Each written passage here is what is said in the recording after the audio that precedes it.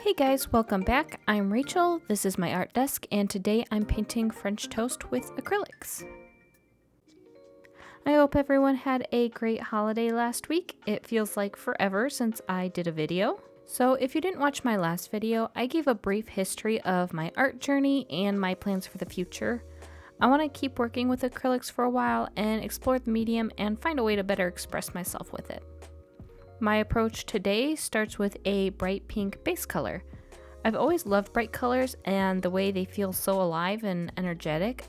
I used to express myself by dressing in bright colors and all of the colors all at once, but I eventually got tired of being mocked for that. I toned it down, or maybe I just grew out of it, but every time I see a painting with a bright background, it catches my eye, and I love to see the bits and pieces of it shine through the gaps where the layers of paint haven't been placed. It seems a bit poetic and it feels like me, so I'm trying it out, and I've got to admit I really love the feeling it gives the painting. I also want to keep this painting loose and expressive. My sketch was just a few guidelines scribbled out, and I tried to leave my brushstrokes imperfect.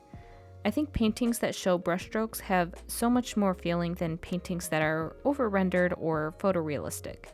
They make my eyes dance across the canvas, and staring closely makes the shapes look abstract, and squinting while leaning back brings the picture together.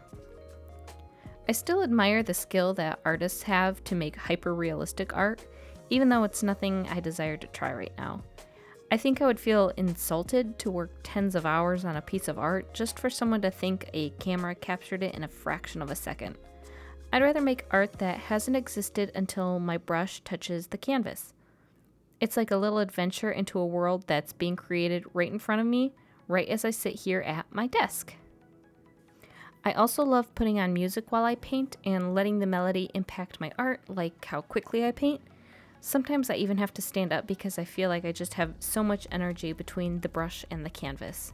I don't always listen to music though. Sometimes I put on a podcast that interviews other artists, or sometimes I let my room be silent. It really depends on how I feel from day to day. So now that I've explained the base of this painting, let's talk about the palette and the paints I've chosen. I'm using a setup of 6 colors today. Starting at the top is primary magenta, cadmium yellow medium, cobalt blue, dioxazine purple, carbon black, and titanium white. Usually I paint with just 5 colors, but I recently added dioxazine purple because I wanted my painting to be a bit more colorful, and it's a great dark color that still has a lot of vibrancy to it to use in place of black in some situations. I like to use a limited color palette like this because my paintings look more cohesive than if I were to buy a tube of paint for each color I wanted to see in my painting. Plus, it forces me to practice color mixing, and I don't have to go out and buy tubes of paint that I may only use every once in a while. All of these paints I use every single time I paint. I'll pick up a few specialty colors as my art process changes or liven up my art style, but if you're thinking about starting to paint, I recommend using a red, yellow, blue, black, white palette and buying a nice quality paint instead of a big set of cheaper paints. I used to use craft paint like folk art or apple barrel to paint, which is great if that's what's available and financially accessible to you. I also tried the Hobby Lobby brand of acrylic paint, and I'd honestly choose craft paint over them. I really didn't like them at all. They were sticky and plasticky and really low pigmented. Personally, I like golden heavy body acrylics, but it's also the only professional brand I've tried, so I don't really have any other brands to compare it to. The pigment load is amazing though, and they are very vibrant.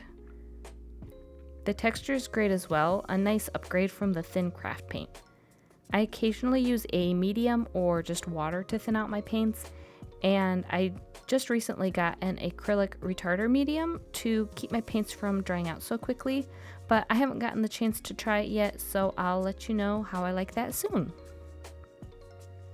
Okay, I've talked about the base and what I'm using. Let's talk about how I'm painting.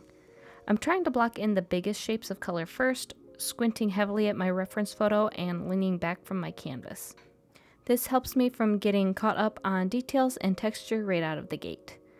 I'm not worried about making all of my shapes line up together to cover the whole canvas because I want bits of that colorful background to stay in the final painting.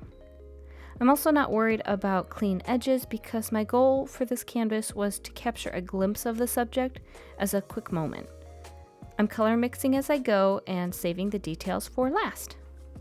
Once my large shapes are settled in, I can take a better look at lighting, color variations, details, and textures.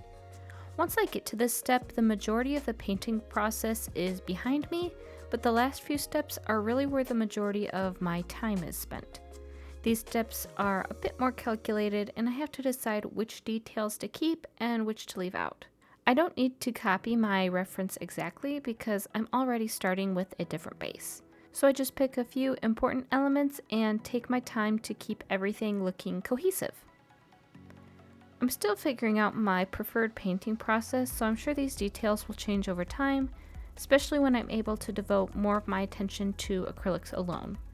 I'm super excited to see what things I love and keep in my paintings, or realizing things I dislike and shy away from on the regular. If there are any topics that you are particularly interested in hearing me chat about while I'm painting, just drop a comment down below. I'd love to hear about what you're interested in. Now is also a good time to hit the like button or share this video with a friend who might also enjoy it. Thanks so much for watching me paint today. I hope you found some useful information. Now go make some art, and I will see you next time.